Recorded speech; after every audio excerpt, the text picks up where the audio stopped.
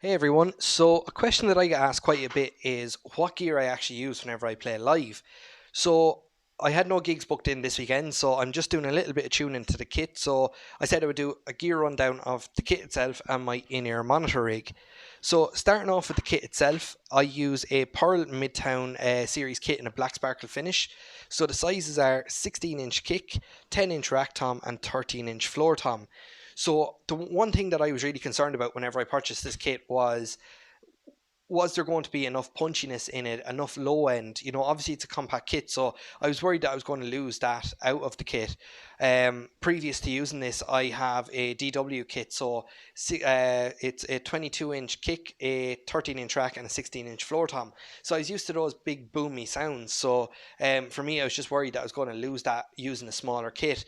But I can safely say, tuning this kit up, miking it up for the first time, it has lots of punchiness to it, lots of low end, especially out of kick. Sounds absolutely great, especially whenever it's mic'd up.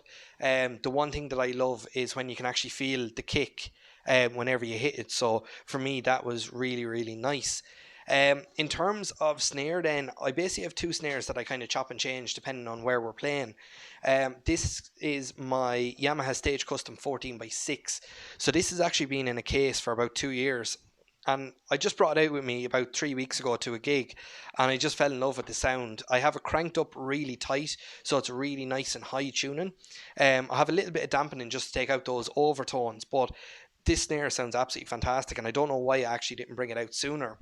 The other snare that I tend to go with as well, it's my latest snare purchase, is my Cambridge Drums. It's a 14 by 7 walnut snare in a rosewood finish. So a big shout out to John Tierney for setting me up with Cambridge Drums this year. Absolutely love that snare. It's done a bit of live work, but it's also done a lot of studio remote sessions here. It's played on 3 EPs, and it's played on 4 or 5 singles as well. So for me, that's an absolutely fantastic quality snare. In terms of cymbals, then this is my go-to setup for live. I chop and change in the studio setting, but live I love these cymbals. This for my hats, I use a 16-inch vintage Sandy hats. So previous to this, I have a set of 14-inch vintage hats, which have like a really nice clicky sound. For me, these are a lot darker, and especially when we're mic'd up, these cut through the mix a lot nicer and a lot more. So I've been kind of mainly going to this. It took me a little while to get used to the bigger, 16-inch size, but I'm definitely rocking them now at the moment and really happy with the sound. In terms of crash, then this is my main one. This is the 19-inch Parallax crash. So this has kind of never really changed from my setup. I do have an 18-inch tin vintage crash, which I chop and change in and out now and again, but this has kind of been my go-to. In terms of ride cymbal, then this is the big one. So it's funny, I have small drums but big cymbals. So I use a 22-inch vintage ride. So the one thing that I love about this is the actual size of the bell on the ride. um for me, it just cuts through the mix again, like the bigger size crash and hats, just really, really nice. And the fact that I don't have to really hit the bell hard for it to resonate, it just cuts through nicely. I've had smaller sizes, 18s and 20s in the past, where you really have to lay into it to get any sort of resonance, but this just is really, really nice. In terms of sticks, then, I have been endorsed with Collision drumsticks for a long time now. Um, my go-tos are my 7A custom sticks, so these have my signature on them, so really, really loving these. Again, it depends what I'm actually doing, whether it be live or in the studio. It depends on what sticks I use, but in the stick bag at the moment I have 7A customs, which I've 7A standards, I've 5As, I've 2Bs, and I have the newly launched brushes and rods.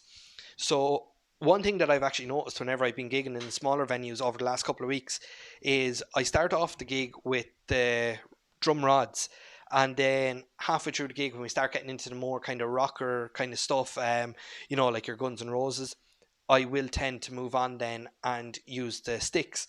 So for me, it's kind of just a nice balance between starting off light and finishing, heavier. So it's always really, really good to have that option whenever you play.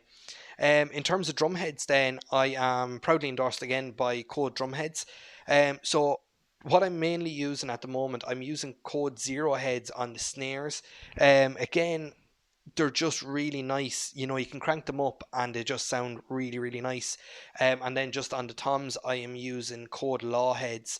So again, they're just really nice. They really resonate with the drums, which I love. So yeah, a little small bit of dampening on those, just take out the overtones. But just really, really nice heads overall. In terms of hardware, then I just use a range of different hardware. It depends on what's to hand whenever I need it. So I've a Yamaha hi-hat stand which has been with me since the beginning. It's been with me 15 years now, 15 plus years actually. So that thankfully has stayed going. The only thing I've had to replace is the hi-hat rod. Other than that, it's been absolutely phenomenal. Kick pedal, then I use the DW5000. So this for me, I got this about 3 years ago, and it just feels really nice on the kit. I've used Pearl and Mapex in the past, but I just feel this is just a nicer pedal and suits me a lot better. Especially the setting, straight out of the box, the setting is just fantastic. So highly, highly recommend that.